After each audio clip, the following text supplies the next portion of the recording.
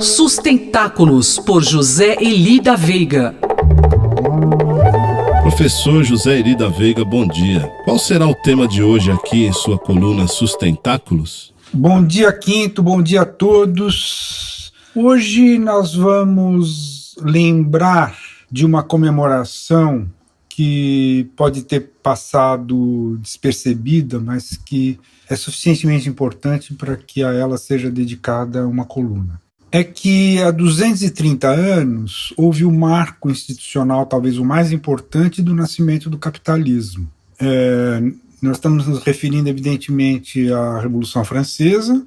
Então, tudo começou com os tais dos Estados Gerais, que, na verdade, começaram em maio de 1789.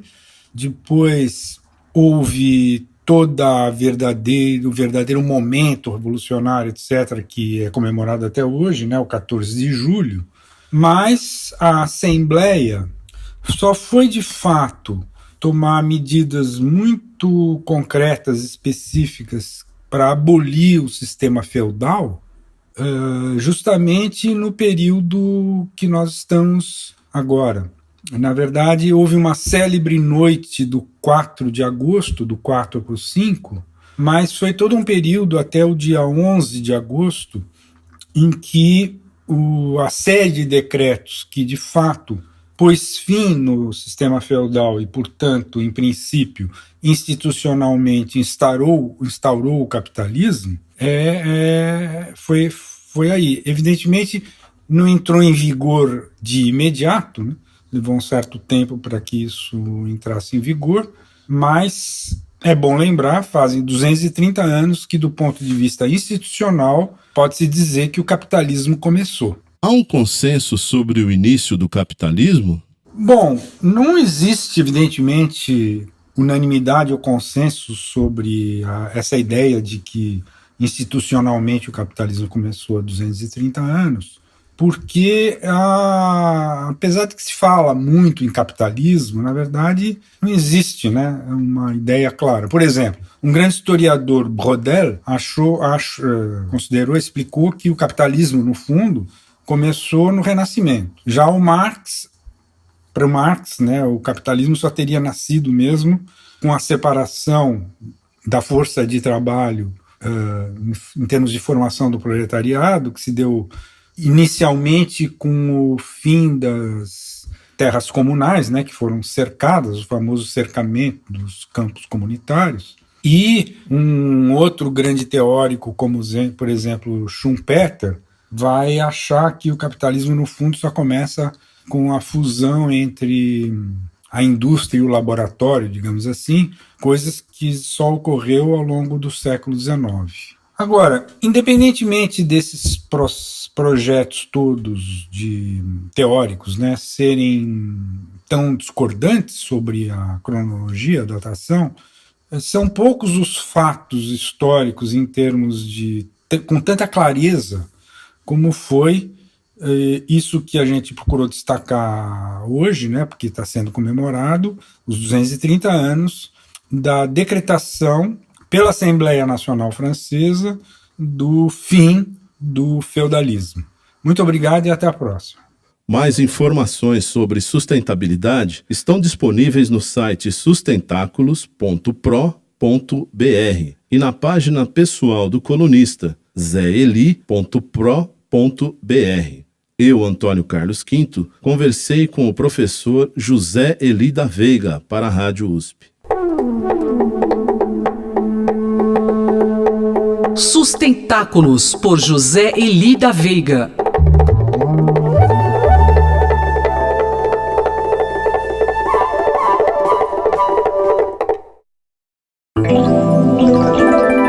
Cidade para Todos, por Raquel Ronick. Professora Raquel Ronick, o crescimento do Airbnb em termos de hospedagem, aluguel de imóveis, que efeito tem causado aí nas cidades? Bom dia, Sandra. Bom dia, ouvintes da Rádio.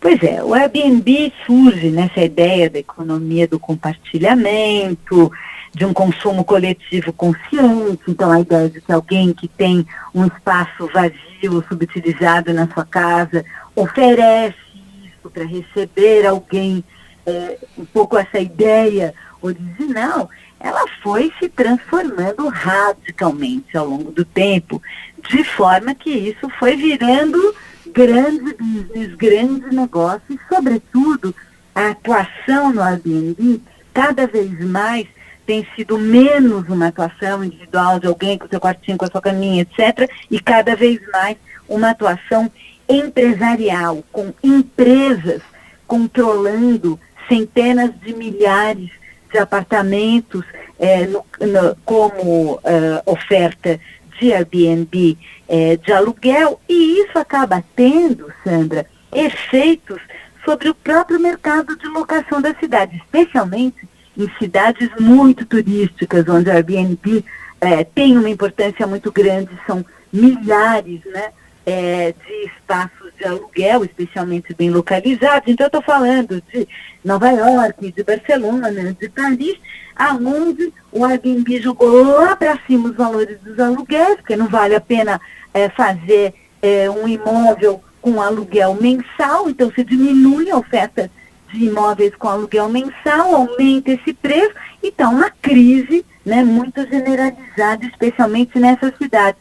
E isso também começa a acontecer aqui mesmo em São Paulo, quando a gente começa a perceber empresas especializadas em construir para virar Airbnb, o que também vai ter um enorme efeito nesse mercado de aluguel, Sandra. E, professora, essas cidades estão fazendo o que para enfrentar esse novo desafio no mercado? O que nós estamos observando são posições de enfrentamento de algumas cidades do mundo em relação à própria plataforma. Então, eu poderia dar o exemplo aqui, alguns exemplos, por exemplo, a cidade de Nova York, que estabeleceu uma regulação aonde não é possível um usuário ter mais de um imóvel listado no seu nome, e há uma chave de braço em pleno curso entre Nova York e o Airbnb, porque Nova York exige que o Airbnb entregue a lista de proprietários e de seus endereços para que a cidade possa fiscalizar, e o Airbnb se recusa, enfim, isso está judicializado. Mas outras cidades também, por exemplo, em Paris ou em Barcelona, há também questões relativas ao zoneamento, quer dizer, são áreas que não estão destinadas para turismo, para hotelaria, e que, através do Airbnb, viram áreas de turismo e hotelaria, e isso também, essas duas cidades estão estabelecendo restrições dentro de determinadas áreas da cidade, inclusive Barcelona já chegou a multar e já chegou a obrigar o Airbnb, que fez isso, a remover mais de 2.600 apartamentos das suas listas, e aí em São Francisco também tem uma regulação. Enfim, isso é um tema que está quente, crescendo, é um tema que tende a crescer mais ainda, e me parece que o caminho que as cidades vão necessariamente tomar é o caminho da regulação, Sandra.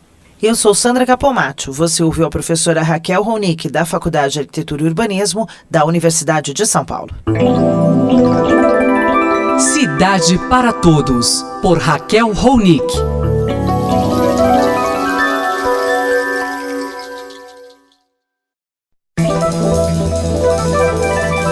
Poder e Contrapoder, por André Singer.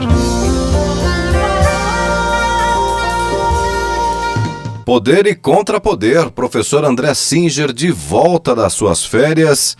Professor, seja bem-vindo. E a Câmara dos Deputados aprovou a reforma da Previdência em segundo turno.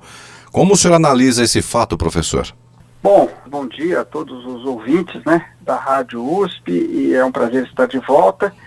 Eu queria dizer, em primeiro lugar, que essa aprovação em segundo turno da reforma da Previdência evidentemente fortalece o governo Bolsonaro. Eu tenho dito já em diversas ocasiões, não queria nem me estender sobre o conteúdo propriamente, que eu pessoalmente sou contrário a essa reforma da Previdência, tenho diversas críticas, mas esse não é o ponto principal nesse momento. A questão é que esse era um dos principais objetivos, se não o principal objetivo, né, legislativo deste mandato, né, que se iniciou no ano de 2019, e evidentemente o fato de ter conseguido uma aprovação em primeiro turno em julho e agora uma aprovação em segundo turno no começo de agosto é um fato significativo. E eu diria até que esta, digamos, enxurrada de declarações extremamente polêmicas, para não dizer muito criticáveis, né, do presidente da República, tem a ver justamente com esse processo.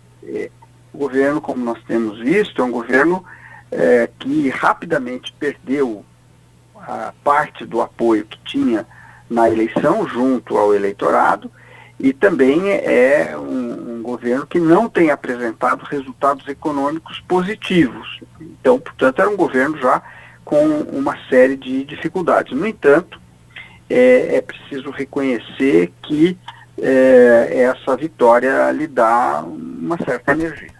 Como essa aprovação, professor, pode impactar na relação do governo Bolsonaro com o Congresso? Esse eu acho que é um item particularmente interessante do processo, porque na realidade a aprovação da reforma da Previdência acabou sendo comandada mesmo pelo presidente da Câmara, Rodrigo Maia, que é um aliado razoavelmente crítico do presidente, né, não é um aliado incondicional, e que tomou as rédeas da situação. Por outro lado, é preciso também verificar que a reforma da Previdência não teria sido aprovada se o governo não tivesse liberado, segundo os jornais, 5 bilhões de reais em emendas parlamentares, o que é muita coisa, né? Ou seja, na prática, o governo acabou obedecendo ao famoso toma lá da cá, que é uma lei que impera na política brasileira, no Congresso Nacional. Eu diria que não vai ser, continuará, eu acho que, apesar de ter sido uma vitória significativa, e como eu disse na primeira parte do comentário, isso significar um reforço do governo, eu continuo achando que a vida não vai ser fácil para o presidente da República, que não tem uma maioria sólida no Congresso Nacional. Não obstante, talvez o principal problema, não diria o principal problema, mas o principal objetivo legislativo do governo foi alcançado. Agora, precisará ver o que o governo será capaz de fazer com a energia que ele ganhou, né? Pode ser que ele a perca muito rapidamente. Obrigado, professor. Esse foi o cientista político André Singer que conversou comigo, Cido Tavares. Poder e Contrapoder, por André Singer.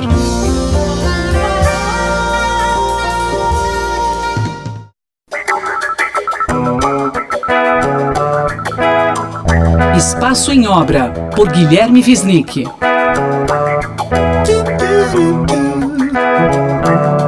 Professor Guilherme Wisnik, hoje você vai falar sobre cinema, né? Nós temos o lançamento de um novo documentário. Queria falar sobre o filme Estou Me Guardando para Quando o Carnaval Chegar, que é do Marcelo Gomes. É um documentário sobre a produção do jeans no interior do estado de Pernambuco, no Agreste, na pequena cidade de Toritama, uma cidade com menos de 40 mil habitantes e que produz por ano mais de 20 milhões de peças de jeans, o que é uma enormidade, né? Então esse filme, que é um filme muito inteligente, muito sensível, muito simples, na verdade ele visita essa cidade em alguns momentos do ano e vai conhecendo personagens que são pessoas reais que estão ali envolvidas naquela frenética produção de, sobretudo, calças, né, de jeans, que são produzidas manualmente de forma autônoma. Isso são oficinas de fundo de quintal. É uma produção de grande escala, mas numa nova forma de produção.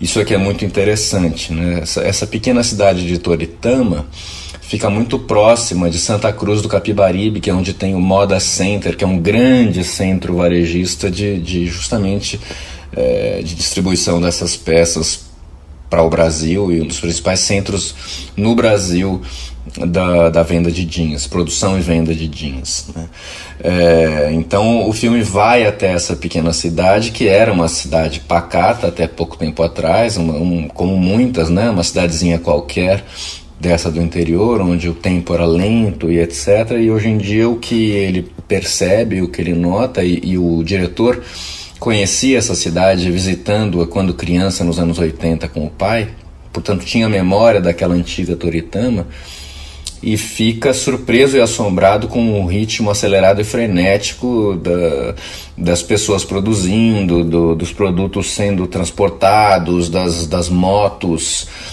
e dos carregamentos manuais com pilhas de peças azuis, né? O jeans é chamado de ouro azul no lugar. E então o filme é em grande medida sobre a mudança do ritmo do trabalho no Brasil e no mundo, né, e ao mesmo tempo, sobre, portanto, a mudança do tempo, né, do uso do tempo, né, aquele lugar quente onde as pessoas normalmente são tomadas por uma certa letargia e a ideia da preguiça e tudo isso, agora ao contrário é um capitalismo desenfreado. E isso está ligado também a processos de imigração de retorno, né, da substituição da imigração do Nordeste para o Sudeste por uma certa volta para essas cidades de origem, onde agora encontra-se trabalho dentro de um novo regime que é flexibilizado, que é esse regime da autonomia e da flexibilidade, que não é mais o da carteira assinada, do sindicato, da relação patrão-empregado, e que muitos dos trabalhadores louvam como sendo um ganho, quando não percebem que estão sendo cada vez mais escravizados. E onde entra o carnaval nessa história? A graça do filme é essa, porque quando chega o carnaval, todo mundo sai da cidade, a cidade vira uma cidade fantasma e todo mundo vai brincar o carnaval na praia. E o estranho é que as pessoas não têm dinheiro para ir para a praia. Então, nesse momento, elas têm que vender as coisas que elas têm, geladeira, fogão, vendem artigos de primeira necessidade para poder brincar o carnaval na praia e ter, digamos, aquele momento de devaneio, né, de alegria, para depois voltar ao ritmo intenso do trabalho, onde eles tentarão de novo comprar uma geladeira ou um fogão, só que a preços mais caros, né? Então, a conclusão óbvia, só que é o que ninguém vê, só o diretor e o espectador da sala de cinema, que fica muito espantado, é o quanto é absurdo essa relação que as pessoas se sacrificam, trabalham loucamente, né, para poder brincar, mas esse trabalho não dá a elas condições de poder ir à praia, né? Então, enfim, o filme não é um filme moralista, ele não faz julgamento, mas ele expõe uma situação quase surreal, né? E numa entrevista que eu li, Marcelo Gomes faz um depoimento interessante, que ele diz: Toritama é a China no Brasil com o carnaval no meio, né? Quer dizer, é esse novo regime do capitalismo, massificado, flexibilizado, mas temperado por um momento de sonho. Carnaval e desengano. Este foi o professor Guilherme Wisnik, que conversou comigo, Márcia Vanza. Espaço em Obra, por Guilherme Wisnik.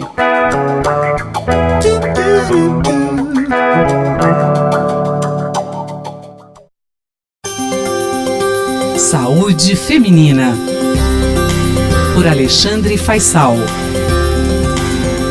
Chegando às informações importantes do Dr. Alexandre Faisal, médico ginecologista, pesquisador científico do Departamento de Medicina Preventiva da Faculdade de Medicina da USP. Doutor, nós vivemos num mundo tão estressante, isso faz mesmo mal à saúde? Faz sim, Miriam. O consenso extrapola os limites da academia e está vivo até no discurso popular, que diz que o estresse mata. De fato, estudos sugerem que as diversidades diversas, como trauma psicológico, morte de um ente querido, diagnóstico de doença fatal, catástrofe natural, que felizmente nós não temos, né? Violência, o que infelizmente nós temos de sobra, tudo isso pode levar a um aumento do risco de diversas doenças, incluindo a doença cardiovascular, infecções, doença autoimune e até acidente. Olha que incrível, né? É mais evidente que entre pessoas que desenvolvem transtornos psiquiátricos a ocorrência de acidentes e traumas comparado com as pessoas que não têm transtornos psiquiátricos. Bom, um tipo particular de transtorno psiquiátrico são chamados transtornos relacionados ao estresse. É um grupo definido, né, de diagnóstico psiquiátrico. É preciso ter alguns critérios de diagnóstico. Um deles é a presença de um evento estressante precedente. E aí, dentro desse grupo dos transtornos relacionados ao estresse, nós temos algumas categorias: a reação aguda ao estresse, o transtorno do estresse pós-traumático, que é muito conhecido, transtorno de ajustamento, enfim, é um grupo particular de transtorno psiquiátrico. Pois bem, estudo realizado na Suécia, liderado por uma universidade de Iceland, procurou analisar a associação entre esse tipo particular de transtorno, o estresse relacionado, ao risco subsequente de doença cardiovascular.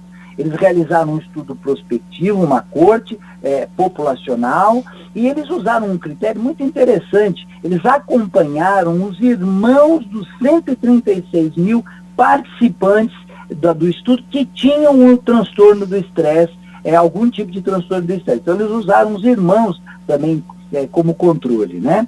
E eles identificaram essas pessoas numa grande base populacional que cobria o período de 1987 a 2013.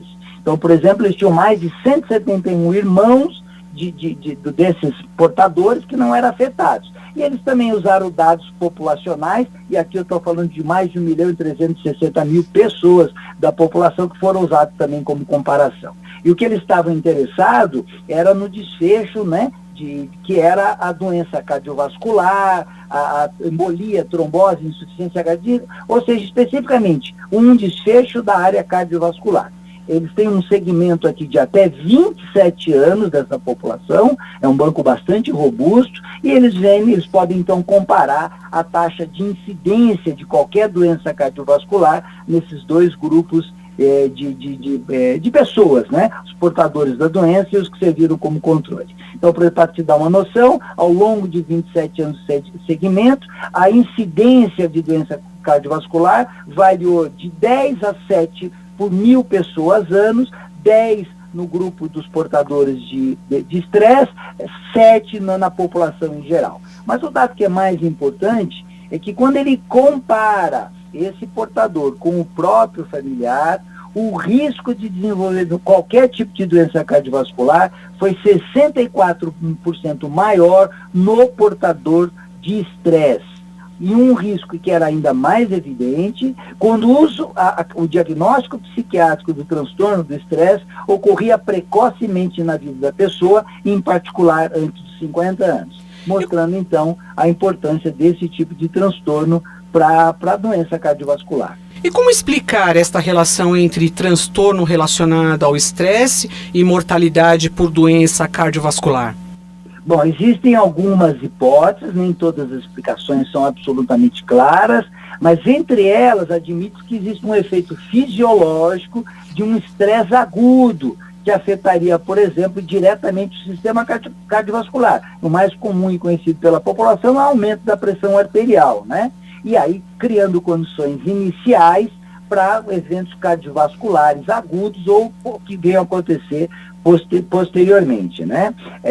O estresse agudo é, de fato, conhecido como um fator de risco para a doença cardiovascular. Mas existem outras hipóteses que falam de alterações inflamatórias, disfunções autonômicas, desregulação do eixo hipotálamo, hipófise adrenal, de uma neuroquímica normal. Existe aí algumas outras alternativas explicativas para essa associação. E, obviamente, a gente sabe que a pessoa que tem um transtorno relacionado ao estresse, ela pode ter mais comportamentos de risco, como, por exemplo, ser fumante, ter uma qualidade do sono pior, e por si só também agravam o risco de doença cardiovascular. Mas a conclusão mais interessante do estudo, né, para resumir, é que os transtornos relacionados ao estresse são, sim, além de muito impactantes na vida da pessoa, associados à doença cardiovascular, e confirma o ditado popular que o estresse mata, mas serve de alento às pessoas que sofrem disso, da necessidade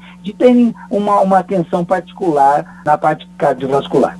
Eu sou a jornalista Miriam Ramos e esse é o doutor Alexandre Faisal, médico ginecologista, pesquisador científico do Departamento de Medicina Preventiva da Faculdade de Medicina da USP. Saúde Feminina, por Alexandre Faisal.